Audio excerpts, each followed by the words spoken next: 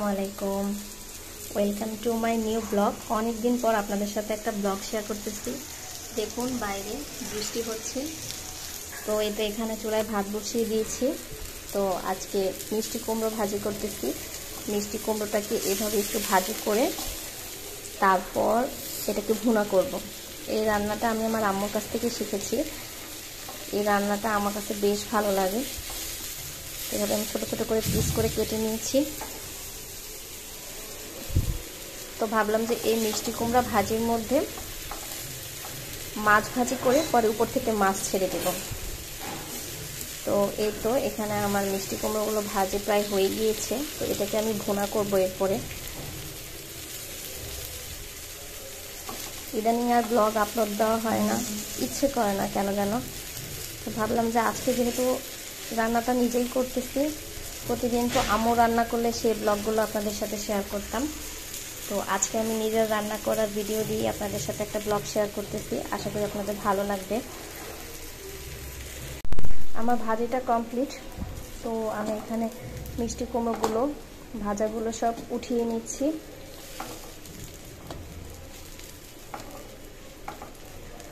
আপনারা কারা কারা এভাবে মিষ্টি কুমড়ো ভাজি করে সেটাকে ভুনা করে খান, কমেন্টস করে জানাবেন। আমার কিন্তু এই রান্নাটা বেশ ভালো লাগে।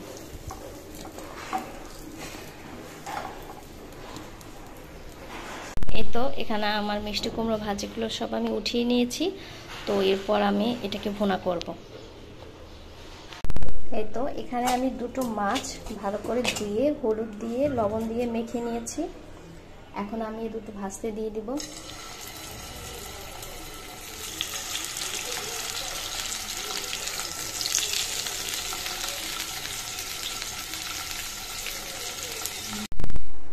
এই তো এখানে আমি কড়াই বসিয়ে দিয়েছি, তার মধ্যে দিয়েছি কিছুটা পরিমাণ তেল, একটুখানি আদা বাটা দিলাম,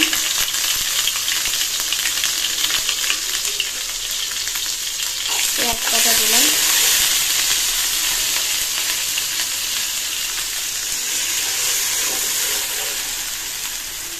এবার আঁচটা একটু কমিয়ে দেব।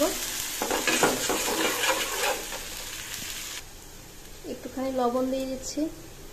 একে সব মশলা দিয়ে দিব। এর মধ্যে দিয়ে দিলাম আমি শুকনো মরিচ, মানে গুঁড়া মরিচ আর কি। এটা আমি 1.5 টেবিল চামচ পর্যন্ত দিয়েছি। একটুখানি হলুদ দিলাম আর কিছুটা দিলাম ধনিয়া গুঁড়া। এখন আমি মশলাগুলো একটু নেড়ে নিচ্ছি। চুলার আঁচটা একটু বাড়িয়ে দিলাম।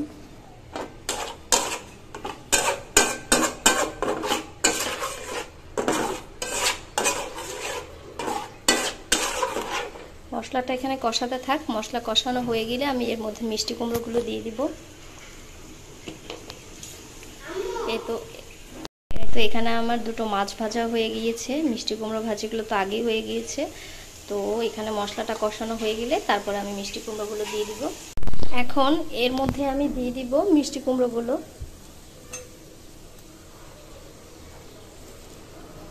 এক এক করে প্রত্যেকটা মিষ্টি কুমড়ো এর মধ্যে দিয়ে দিচ্ছি।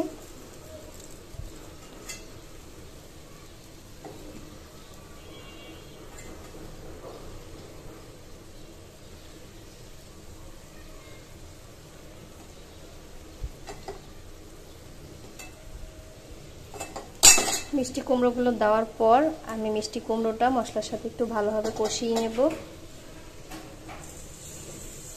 এই তো এদিকে আমি একটুখানি ভিডিও স্কিপ করে গিয়েছি, অন্যদিকে একটু মনোযোগ চলে আসছিল, মানে ঘরের বাকি কাজগুলো করতেছিলাম। তো এখানে আমার মিষ্টি কুমড়ো ভুনা করা হয়ে গিয়েছে। মাঝখানে আমি মাছ দুটোও দিয়ে দিয়েছি। তো এখন আমি একটু বাগার দিব, মানে তেলের মধ্যে একটু রসুন গরম করে এটার উপর দিয়ে দিব। এই তো এখানে আমি একটুখানি তেল দিয়ে দিলাম। তেলটা গরম হতে থাক, এর মধ্যে আমি রসুন কুচি দিয়ে দিব। এই তো এর মধ্যে আমি রসুন কুচিটা দিয়ে দিলাম। তো রসুনটা ভালো করে লাল লাল করে ভাজা হয়ে গেলে তারপর আমি এটা মিষ্টি কুমড়োর মধ্যে ছেড়ে দেব।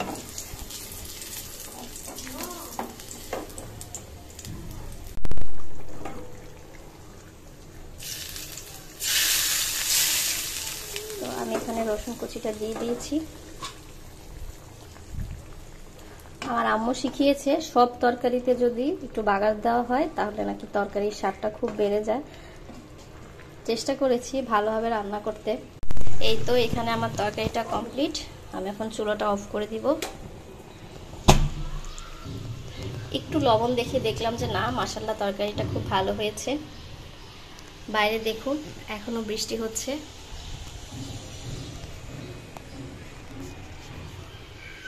আজকের ভিডিওটি এই পর্যন্ত। আশা করি ভালো লেগেছে সবার। সবাই ভালো থাকবেন। আল্লাহ হাফেজ।